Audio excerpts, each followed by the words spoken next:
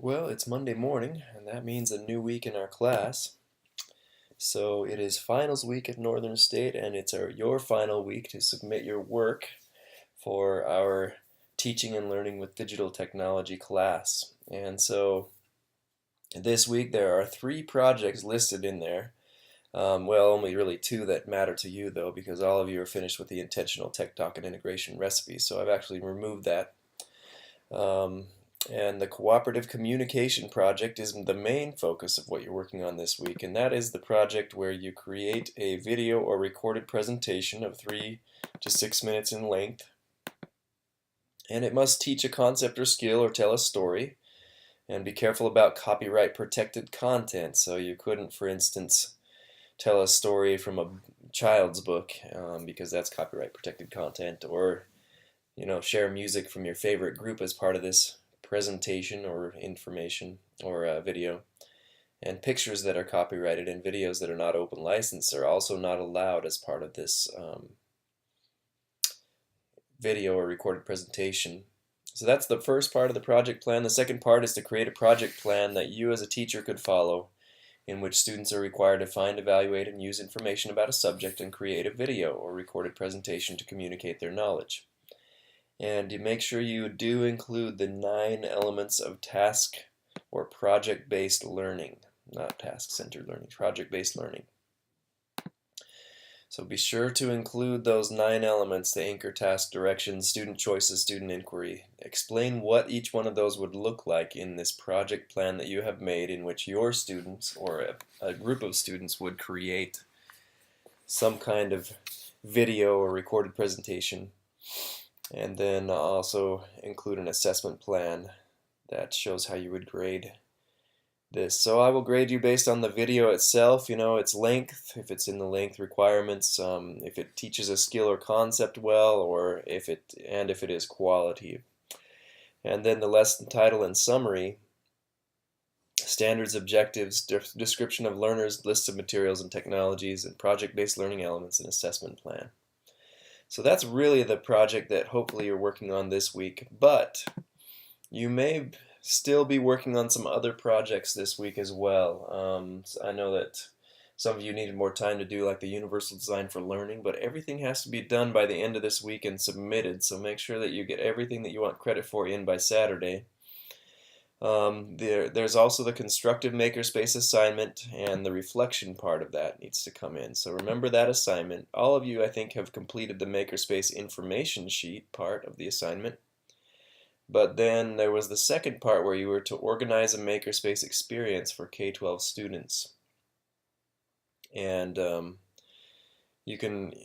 you need to describe the experience, including date, time, location, grade level, and so forth, and then what evidence of constructive learning you saw, and list and discuss a few challenges and ideas for the Makerspace as well. So that's the part. The reflection part still has to be done for some of you anyway. I think many of you have completed that as well.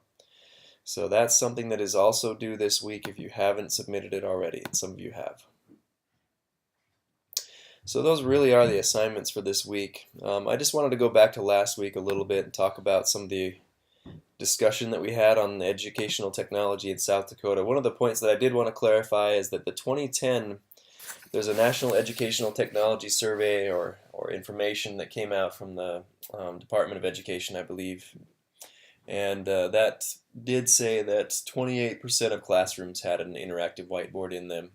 So that was back in 2010, actually probably earlier than that, though. I'm thinking it was probably, the information anyway might have come from 2008 or 2009.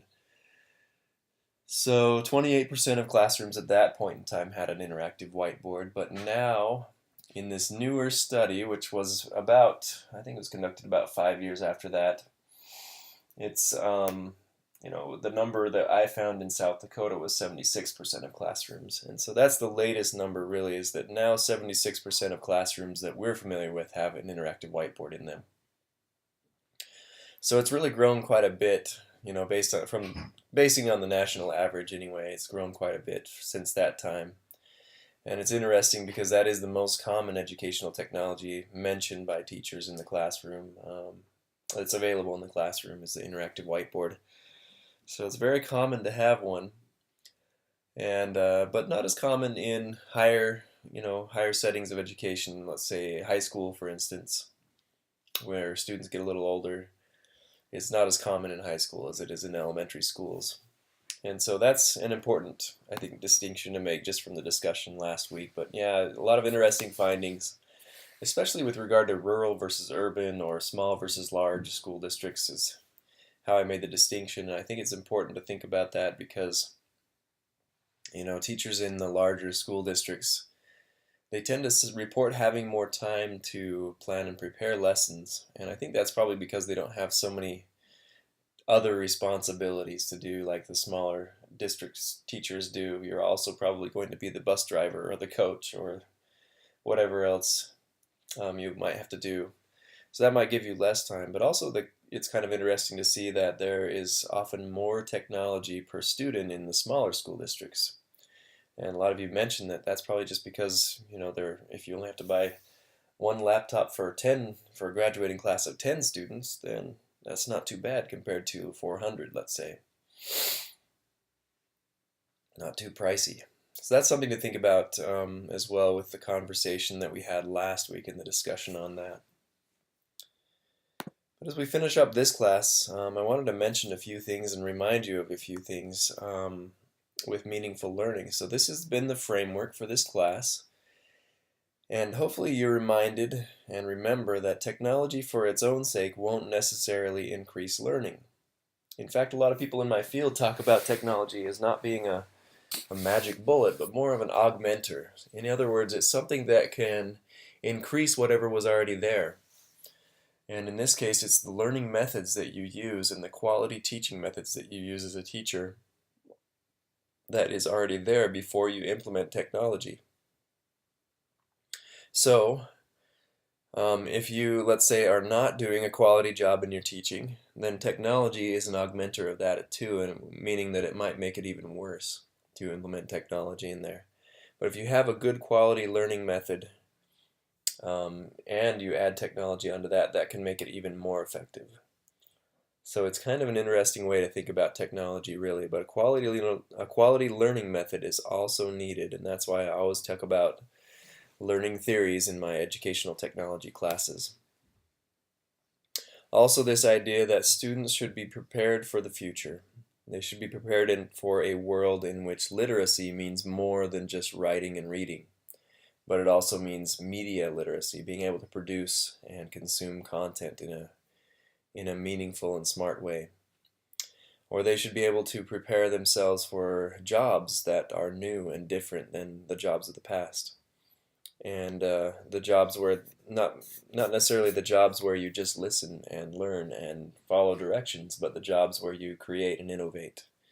And hopefully this class has helped to prepare you a little bit more in these areas to prepare your students to succeed in this type of future where they're not just passive, they're creating, they're learning more actively. And so this meaningful learning framework really helps to provide a nice guideline or a nice way of thinking about how we support learning with technology. Is it active?